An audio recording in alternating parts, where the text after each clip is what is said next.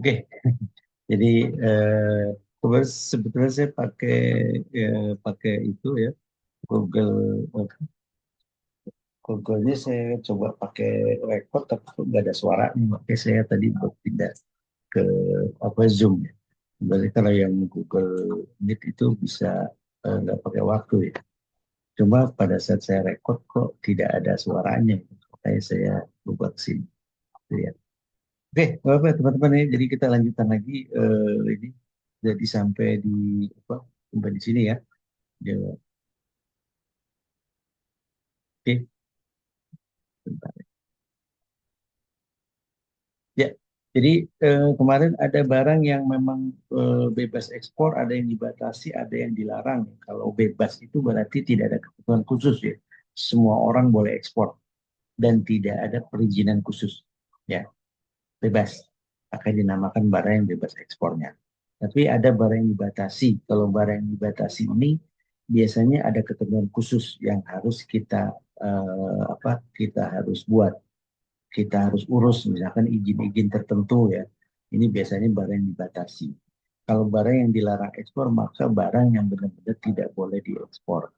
Tetapi kalau ada juga yang memang bisa diekspor. Kalau dia itu ada izin misalkan dari Kementerian Kehutanan, kalau misalkan ada hewan yang dilindungi, ada binatang yang dilindungi karena ada order ekspor, maka eh, bisa diekspor. Cuma ada perizinan khusus ya dari kelembagaan tertentu. Nah ini ya. Tapi ada juga yang memang barang tidak boleh sama sekali diekspor ya. Contohnya kemarin itu barang purbakala, ya. Barang-barang yang berkaitan dengan apa ketentuan barang-barang museum ya di Indonesia yang bersejarah itu nggak boleh ya. Tapi kalau hewan-hewan yang dilindungi masih boleh tapi dengan ketentuan harus ada izin, izin namanya CITES kemarin. Nah itu ya. Jadi kalau ya di batas ini ada umumnya barang-barang pertanian kayak kopi, kayak cengkeh, kayak rotan, apa sarang burung walet. Ya. Nanti itu ada ET, eksportir terdaftar kopi, eksportir terdaftar burung walet, misalkan. Itu pasti ada perizinannya. Jadi kalau yang bebas itu tidak ada perizinan, dibebaskan aja, tidak ada ketentuan itu ya. Kalau untuk barang yang bebas, tapi yang barang tertentu maka harus ada izin dari lembaga tertentu. Ah, untuk mendapatkan latas kemarin kita bisa lihat yang namanya di insw.co.id. Nanti bagaimana kita bisa mencarinya nanti di riset pasar kita coba ya. Jadi bagaimana mencari suatu produk adalah dengan menentukan HS code atau harmoni sistem kode. Jadi nanti setiap barang di dunia ini ada kodenya, namanya kode HS. Itu ada bukunya ya. Bukunya namanya buku BTKI, buku Tarif Kepabeanan Indonesia. Mungkin kalau nanti teman-teman yang pernah ikut PPJK atau kursus kepabeanan, nanti dapat buku namanya buku Tarif Kepabeanan Indonesia. Jadi di situ berisi berbagai nama barang ada di situ semua. Ini berlaku internasional. Jadi semua barang yang ada di dunia ini ada IS code-nya. Nah, untuk menentukan IS code ini nanti penting karena apa? Berlaku untuk seluruh dunia. Jadi kalau kalian mau ekspor, maka kita harus tahu dulu HS code barang kita apa nih. Kalau tas, misalkan HS code-nya berapa. Kalau kopi, HS code-nya berapa. Itu masing-masing ada. Dan tiap barang yang berubah, HS code-nya maka berubah juga. Ya. Contoh, kain, kapas. Kapas kalau sudah jadi bahan untuk kain, maka HS-nya berubah lagi. Minuman, kopi. Kopi itu kalau masih kopi kalau yang belum digongseng atau belum dipanaskan itu HS code-nya beda. Nanti kalau sudah jadi setengah jadi maka beda lagi. Kalau sudah jadi bubuk maka HS code-nya beda lagi. Kalau sudah jadi minuman maka HS code-nya beda lagi.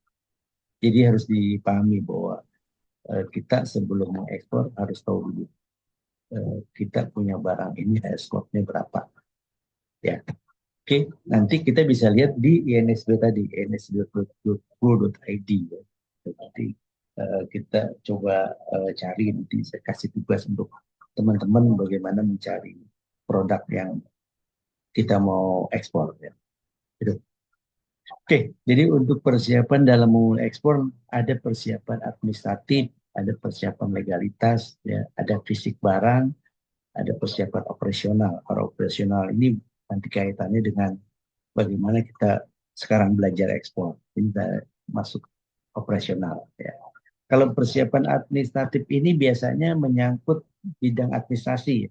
Contohnya letterhead yang menarik dan informatif. Jadi kalau kita sudah punya perusahaan, maka kita pasti buat kop surat ya. Zaman sekarang kop surat masih dipakai. Walaupun sudah internet, tapi kop surat masih tetap dipakai. Jadi bagaimana kop surat kita bisa menarik ya, informasinya lebih informatif ya, itu. Terus ada personal komputer, yang jelas kita perlu komputer zaman sekarang ya. Ada juga alamat web atau email atau other connection facilities. Jadi lebih baik kalau kita mau ekspor kita harus punya web, punya website sendiri, punya alamat email atau koneksi lain yang terkait dengan dunia sekarang, karena itu memang kebutuhan, karena sebagai sarana informasi, sebagai sarana pemasaran, marketing sebagai sarana juga ini sangat efektif sekarang. Terus ada clear address PO Box dalam setiap amplop, atau kita punya stamp, stamp masih dipakai ya, stempel ya, stempel kan pasti kita punya stempel untuk apa di surat kita ya. Jadi persiapan administratif ya yang kita harus ini dulu. Nah, ini baru persiapan legalitas. Jadi kalau persiapan legalitas ini tentu kita bentuk usaha. Kemarin saya sudah ada info sedikit bagaimana kalau saya belum bisa bikin PT yang resmi, kita bisa bikin PT perseorangan. Dengan cuman nggak sampai 100.000, kita bisa bikin PT. Direkturnya kita sendiri. Nah itu ya. Kantornya bisa dengan bisa dengan virtual company. Nah ini yang penting itu dulu. Tapi personal identity ini yang paling pokok sebelum bentuk CP atau PT ya tentu KTP ya. Kita kalau nggak punya KTP nggak bisa bikin ini loh, nggak bisa bikin PT juga ya. KTP, NPWP itu modal kita ya. Nah, nanti bentuk usahanya apa bisa. Kalau dulu ada SIUP, ada TDP, ya SIUP itu surat izin usaha perdagangan, TDP tanda daftar perusahaan, ada API angka pengenal impor kalau kita mau impor, ada NIK nomor induk kepabeanan. Kalau dulu kalau sekarang semua dirangkum dalam NIB nomor induk berusaha ya. Tapi sebelum kita bikin NIB kan berarti kita harus punya dokumen ini semua ya. Termasuk juga domisili, akte pendirian. Kalau PT kan ada pendirian. Nah, itu kita perlu semua dilengkapi baru kita bisa buat NIB ya. Atau izin khusus terkait produk ekspor lainnya. Jadi kalau kita mau makanan, maka kita harus registrasi di BP POM, atau minuman ya, atau produk halal karena kita mau produk kita dibilang halal, maka kita harus urus ke Menteri Agama, Kementerian Agama supaya jadi produk halal. Atau izin lain lagi nanti kalau barangnya binatang yang dilindungi maka harus kita punya CITES ya. Jadi itu nanti ada yang izin terkait lainnya kalau memang barangnya spesifik ya ininya. Itu ya. Jadi untuk izin-izin ini nanti tergantung dengan jenis barangnya apa yang kita mau ekspor. Itu nanti kita bisa lihat di NSW juga. Di NSW nanti ada yang namanya eh, barang kita perlu izin atau tidak ya, perlu perlu ini perlu ketentuan atau tidak. Nanti itu kita bisa lihat di nsw.co.id itu ya.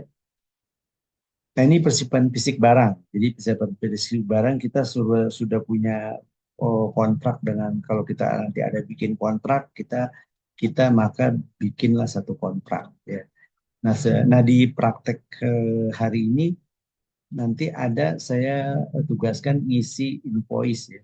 Invoice itu nanti ada linknya. Nanti invoice itu kalau misalkan kita sebagai eksportir baru kan terkadang kita nggak tahu nih, gimana sih bikin sales kontrak caranya, atau gimana sih bikin PO yang sebenarnya mungkin kalau kita memang untuk ekspor yang kita memang masih ragu, kita bisa pakai yang saya kasih di linknya di teman-teman ya. Jadi sales kontrak itu adalah standar ICC, International Chamber of Commerce. Jadi itu kita bisa pakai kalau memang kita nggak ada ide untuk bikin kontrak.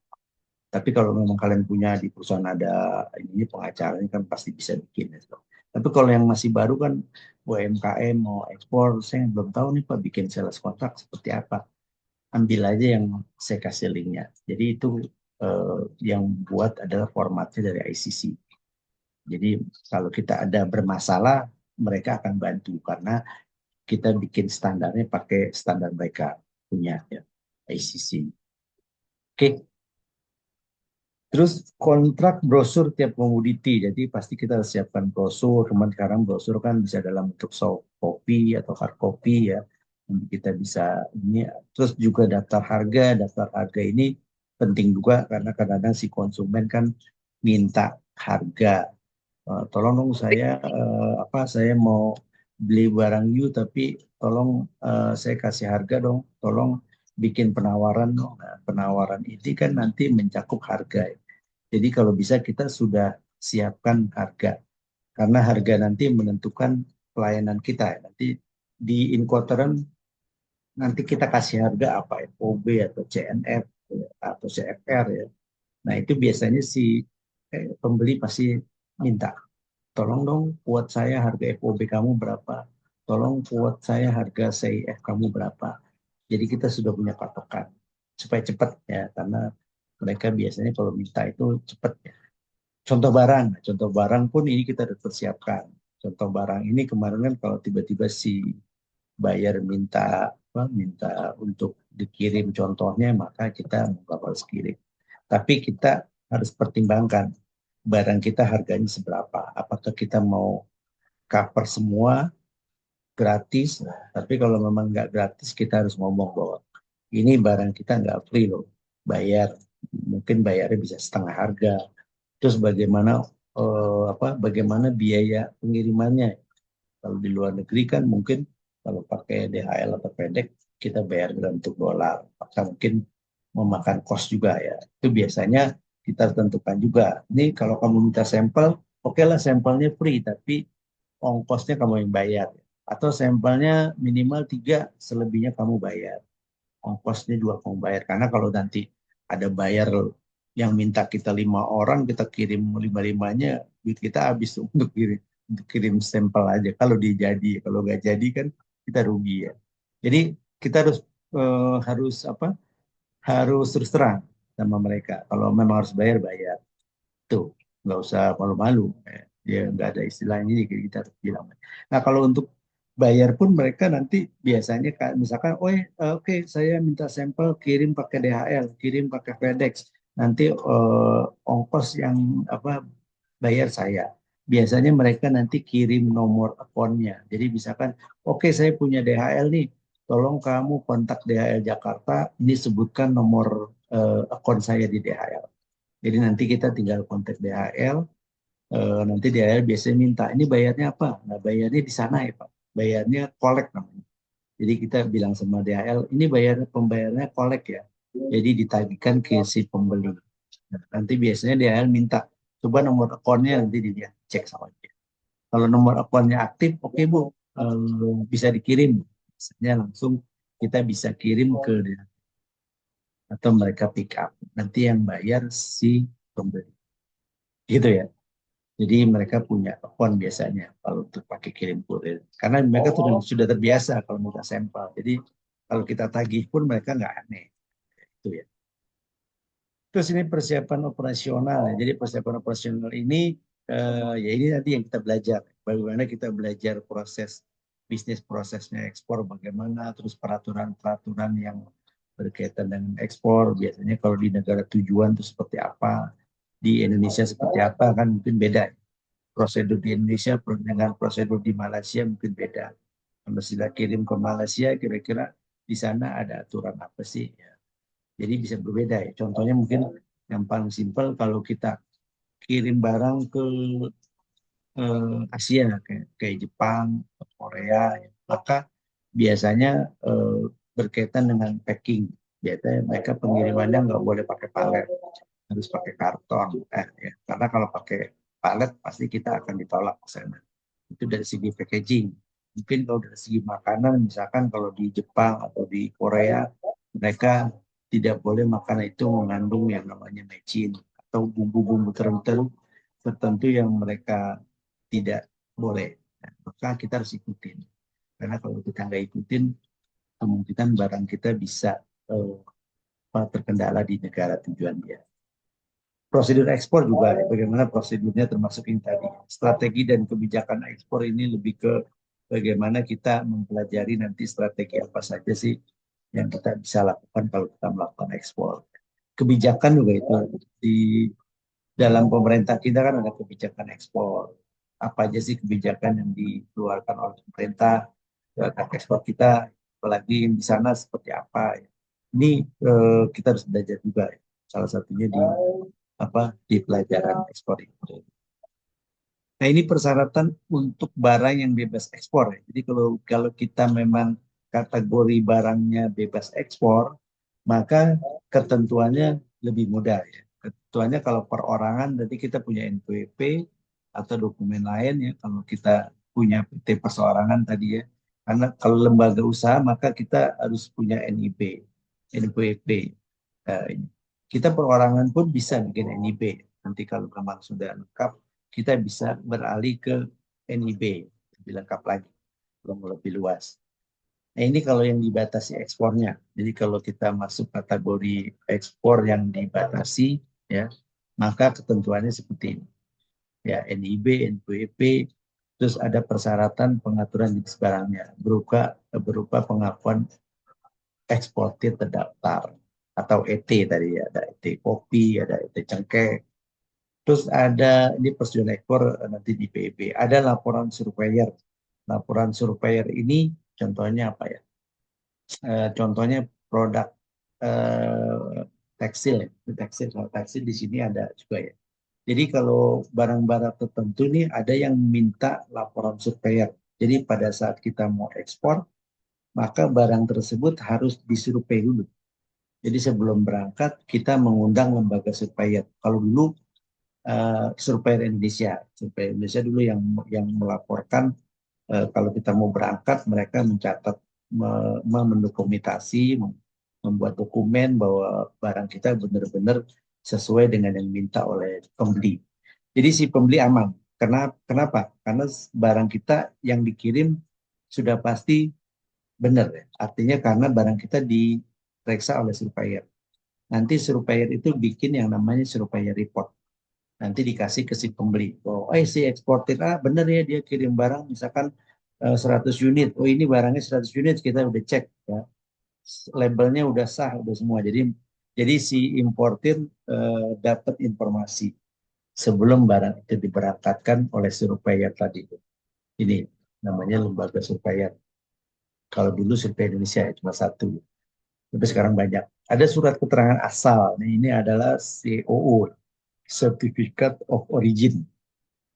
Nah, ini kalau kita bikin surat keterangan asal nih, kita urusnya di Kementerian Perdagangan.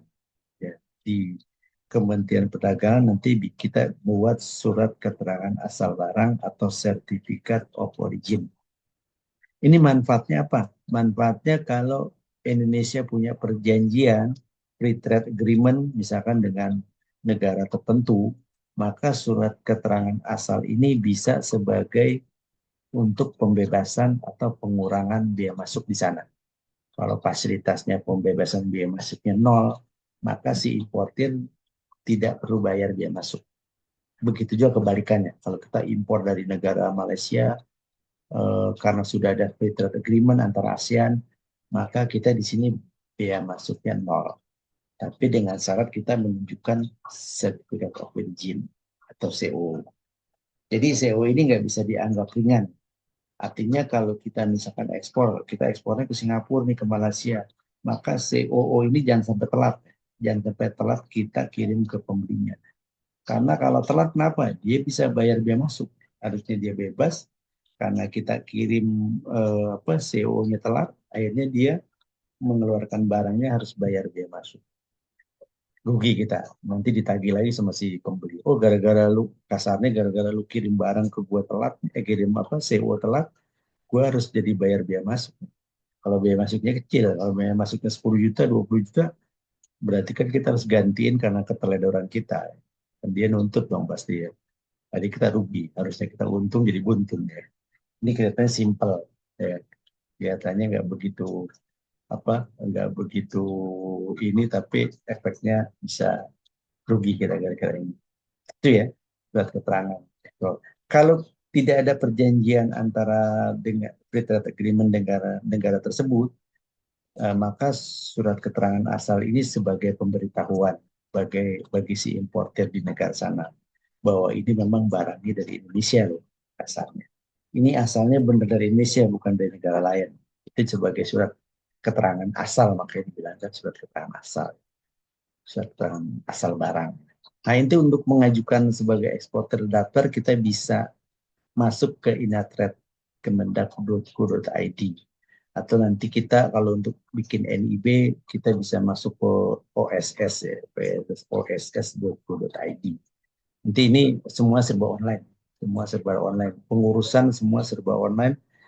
Karena itu kalau kita mau mengurus barang, kalau bisa semua dokumen harus kita lengkapi. Karena nanti kita mainnya upload-upload aja. Karena kalau ada satu dokumen yang tidak terupload, maka perizinan kita jadi terhambat. Jadi itu nggak ada yang bayar, gratis semua. Kalau ada yang bayar mungkin ada oknumnya ya. Ini. Oke, tadi kalau barang diatur ekspornya karena pertimbangan apa? Pertimbangan inilah ya, pertimbangan bahwa barang ini adalah meningkatkan devisa dan daya saing. Terikat dengan perjanjian internasional.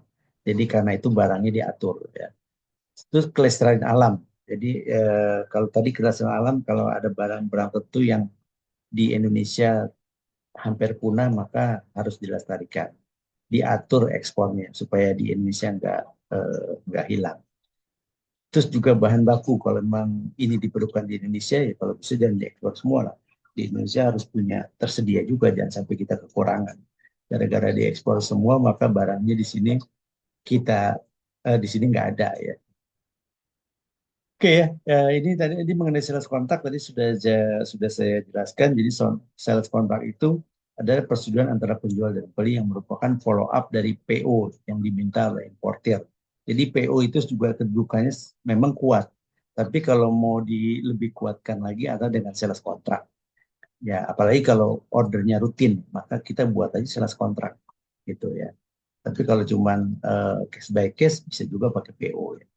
Nah ini ya berbeda. Ini ada beberapa jenis perjanjian lainnya, ada distribution agreement ya kalau dalam logistik nanti kita belajar bagaimana kita bikin perjanjian distribusi. Ada lisensi, jadi lisensi kita menggunakan nama mereka, kita bayar. Joint venture ini usaha patungan. Ada agency agreement, perjanjian agen. Mungkin bisa jadi kita karena jadi kita punya bayar di sana, kita bisa jadikan agen. Karena dia salah satunya pembeli di sana yang bisa mengedarkan barang kita. Supaya lancar, kita bisa jadikan dia agen. Gitu ya. Atau franchise. Ini nanti apa franchise mungkin rekan-rekan sudah tahu ya. Bagaimana penggunaan franchise ya. Nah ini landasan utama dalam sales kontrak. Jadi sales kontrak ini nanti biasanya saya sering tanya di ujian nih. Jadi landasan sales kontrak itu ada asas konsensus, obligator, dan penalti. Konsensus itu kesepakatan bahwa suatu sales kontrak terjadi kalau sudah disepakati antara kedua belah pihak. Ya, dalam bentuk apa? Dalam bentuk yang penandatanganan. Kalau kedua pihak sudah menandatangan, maka berarti kedua pihak sudah mempunyai konsensus, sudah sepakat, sudah sukarela bahwa bikin perjanjian. Itu namanya asas konsensus terjadinya sales kontrak. Yang kedua obligator. Obligator itu kewajiban menjalankan hak dan kewajiban. Kalau saya sebagai penjual, maka saya punya kewajiban apa? Saya punya hak apa? Kalau saya sebagai pembeli, maka saya punya hak apa? Punya kewajiban apa? Kalau saya pembeli, maka saya punya kewajiban untuk membayar tepat waktu. Saya punya kewajiban untuk menerima barang tepat waktu. Kalau saya sebagai penjual, maka saya harus mengirimkan barang tepat Nah, itu asas-asas itu kita harus dan sepakati ya pada saat bikin sales kontrak. Dan ketiga ini penalti. Penalti kalau kesepakatan pembelian ganti rugi atau one prestasi. Misalkan saya kirimnya telat nih, tentu si pembeli rugi. Maka bisa diberikan asas penalti. Kalau kamu kirim barangnya telat, saya penalti nih ya. Saya kurangin pembayarannya, misalkan begitu. Begitu juga kebalikannya. Kalau saya barang sudah kirim, kamu bayarnya telat, berarti kamu saya kenakan denda ya. Itu namanya asas penalti. Supaya apa? Supaya kedua belah pihak saling menjaga ketepatan dan kecepatan sesuai dengan yang disepakati. Itu ya. Nah, ini nanti ini adalah aktivitas terjadinya sales kontrak ya. Jadi nanti dari biasa ya nanti kita pertama promosi dulu kalau kita sebagai perusahaan, maka setelah promosi ada yang tertarik maka dia minta inquiry. Inquiry itu nanti pemberian ini ya, permintaan. Oh, saya minta dong barang yang ini contohnya sampelnya saya mau pesen nih. Nah, maka setelah itu saya pesan yang model ini nih. Nah, kita setelah oke maka kita kasihlah offer yang dia minta apa. Oke nih barang A, B, C ini harganya sekian, ininya sekian, kita informasi cara pembayarannya sekian, minimal ordernya berapa, nanti setelah disetujui maka si pembeli akan mengorder atau order sheet ya. Nah, order sheet maka setelah itu dilegalkan dengan sales kontrak. Sales kontrak maka diakhiri dengan sales confirmation. Jadi kedua belah pihak tanda tangan. Maka jadilah yang namanya sales kontrak. Mungkin sepintas seperti itu ya. Ini ada contoh-contohnya aja. Saya rasa ini contoh-contoh bagaimana eh, surat penawaran, ini bagaimana permintaan, inquiry, ini bagaimana kita setelah dapat inquiry kita kirim offer sheet-nya. Nanti ada barulah dibikin namanya sales kontrak. Tuh ya. Nah, ini jenis-jenis overseat. Overseat ini penawaran ya. Jadi kalau sudah di apa sudah ditawarkan apa barangnya, maka ada yang namanya free overseat. Free overseat ini no showing validity time, no showing special requirement. Jadi kalau saya menawarkan barang kepada si pembeli, maka tidak ada persyaratan tertentu untuk membeli barang tersebut. Maka di sini ada no showing validity time, tidak ada batas waktu, tidak ada special requirement untuk barang tersebut. Untuk barang jenis ini ada berisiko. Berisikonya apa? Kalau saya tawarkan ke dia, tiba-tiba belinya 2 tahun kemudian yang kelamaan, harganya udah berubah. Ininya, ini free. Tapi kalau ini conditional, conditional ini tidak ada batas waktu, tetapi ada special requirement. Ya. Showing special requirement. Contohnya ini, saya menawarkan barang ke kamu, oke, kamu beli kapan saja, silakan. Tetapi belinya minimal misalkan 200 unit. Ya, itu namanya special requirement. Belinya misalkan dengan spesial tertentu, permintaan khusus. Ya, jadi ada spesial requirement yang kita tawarkan ke dia. Oke, kamu beli barang saya, kapan aja kamu boleh beli, tetapi permintaan minimal 200 unit. Permintaan minimal sih, atau persyaratan lain lagi. Ya, itu. Kalau yang ketiga, form and pick offer. Jadi ini showing validity time, showing expiry date. Jadi kalau kamu beli barang saya, oke. Ya, harganya misalkan $5. Tapi kalau kamu beli bulan depan, ini harganya bisa berubah. Ya, harganya bisa berubah. Tapi kalau kamu beli bulan depan lagi, mungkin semuanya bisa berubah. Kondisi promosinya sih, kondisi pengiriman barangnya, kondisi ini bisa berubah total. Jadi ada validity time, ada expiry date. Jadi kalau expiry date ini ketentuannya berubah semua.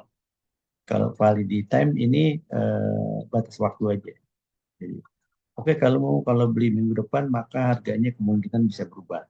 Tapi kalau kamu belinya minggu depannya lagi maka bukan harganya yang berubah lagi, tapi mungkin promosinya berubah, mungkin cara pembeliannya berubah. Nah, ini namanya firm or fixed offer.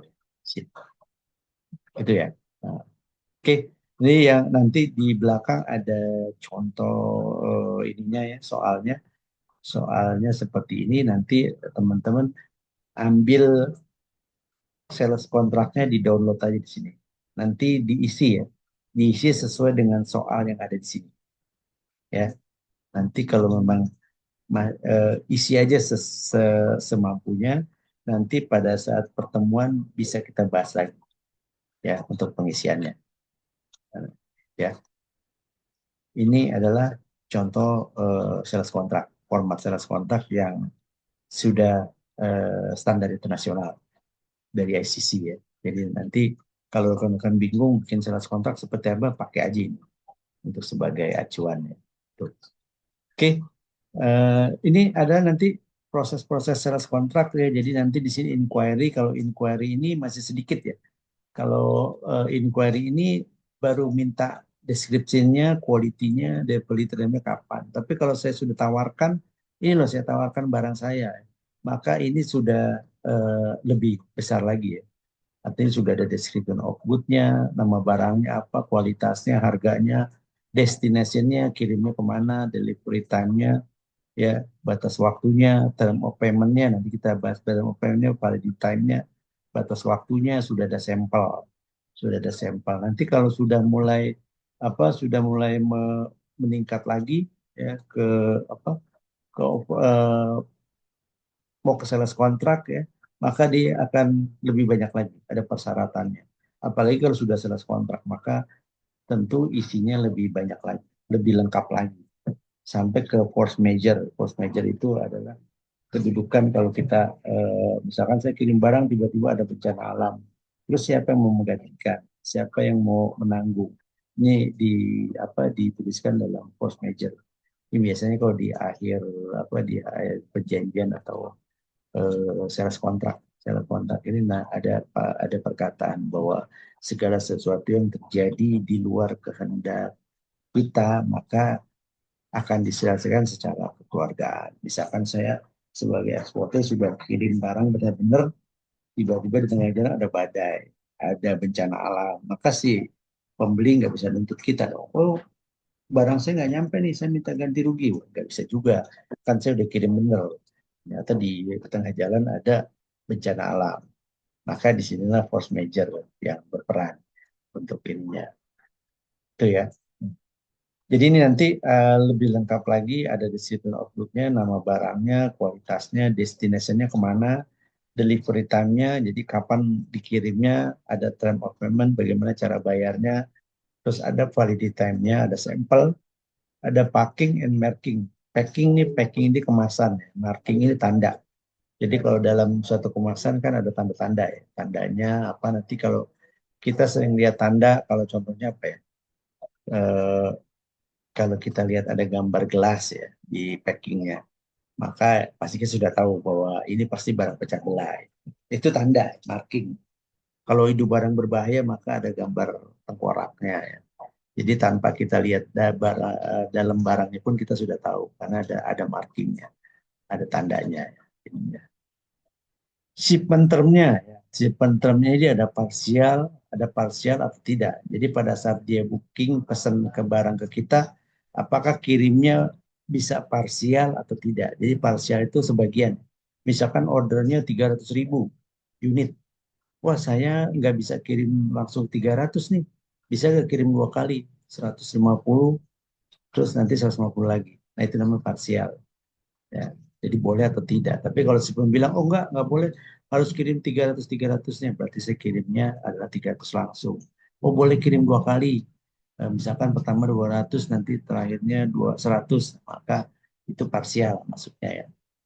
Kalau transshipment ini pindah kapal ya, atau lewat, misalkan kalau dari Jakarta ke Amerika, maka lewat Singapura dulu. Singapura nanti transshipment ke Amerika ya, itu nanti diatur dalam shipmentnya ya.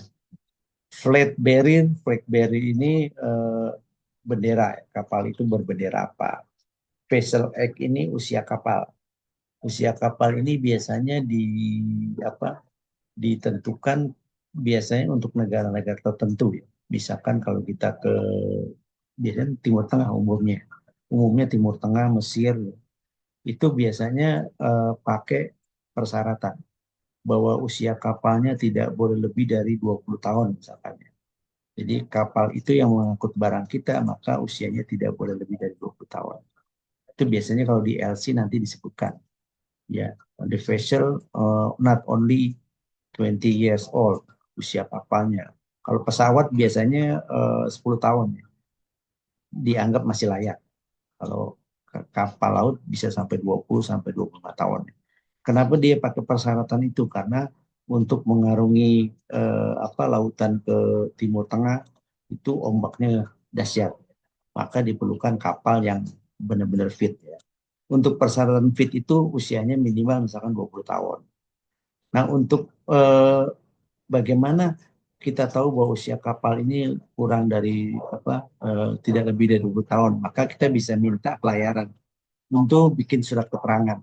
Jadi mereka akan memberikan keterangan bahwa usia kapal kami adalah 20 tahun ke bawah. Maka berdasarkan sertifikat itulah kita kirim ke pembeli. Ini loh, kapalnya di bawah 20 tahun. Ini buktinya mana? Ini ada suratnya ya, yang menyatakan bahwa kapal ini usianya di bawah 20 tahun. Itu ya, ininya. Terus shipping dokumen ada BL, ada RW bill ya, ada kalau ini dengan laut, bill of lading dengan udara, ada invoice dan packing list. Nanti invoice dan packing list mungkin teman-teman sudah di kantor mungkin sudah familiar ya dengan ini dengan model invoice packing list ya. Ini kalau invoice itu biasanya berhubungan dengan duit ya. Makanya biasanya kalau invoice itu pasti yang nanya adalah itu bagian accounting. Mana invoice-nya?